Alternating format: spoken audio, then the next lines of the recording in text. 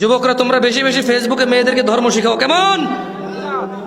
আরে কি বলো, পাগল নাকি? ফজরে জাগাবা না ওদেরকে? কারা কারা মেয়েদেরকে ফজরে জাগায় ভালো কাজটা করো, হাত তোলো।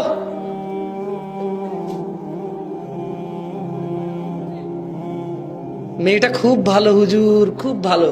বললাম কিভাবে? তো হুজুর বিশ্বাস করেন কারোর সাথে কথা বলে না। আমি বললাম তুমি কি হিজড়া? কারোর মধ্যে কি তুমি পড়ো না? তুমি ওর আব্বা, ওর খালু, সরি ওর ওর তুমি মামা, ওর তুমি চাচা, ওর তুমি ভাতিজা, ভাইগনা? না হুজুর না। তো কারোর সাথে কথা বলো, তুমি কি? তুমি কি ওই কারোর মধ্যে না? যাই দেখো আরেকটা সীমা আরেকজনের সাথে কথা বলে, ওইখানে তুমি কারো। ওই ছেলে যখন বলে কারোর সাথে কথা বলো না, ওই কারোটা তুমি থাকো। মেয়ে বলে যে এই ছেলেটা খুব ভালো, ওকে বিয়ে করতে বলে ঠিক হইতো। তো কি হয়েছে?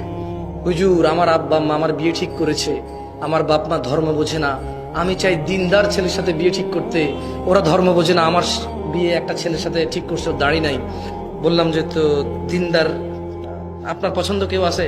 বলে যে আমি এমনি কথা হয় না, একটা ছেলের সাথে মেসেঞ্জারে মেসেজ করি, ওই ছেলেটা খুব ভালো।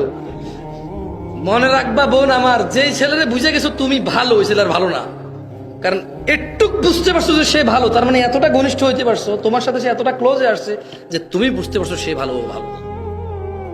ছোট ভাই আমার, যে মেয়েটার সাথে তোমার পরিচয় হয়ে গেছে বিয়ের আগে, এবং তুমি গভীরভাবে বুঝতে পারছো মেয়েটা ভালো, এটার ভালো না, কারণ তুমি এতটুকু অবজার্ভ করতে পারছো, সে তোমার এতটুকু অবজার্ভের সুযোগ দিছে যে তুমি বুঝতে পারছো সে ভালো, সে আর ভালো না।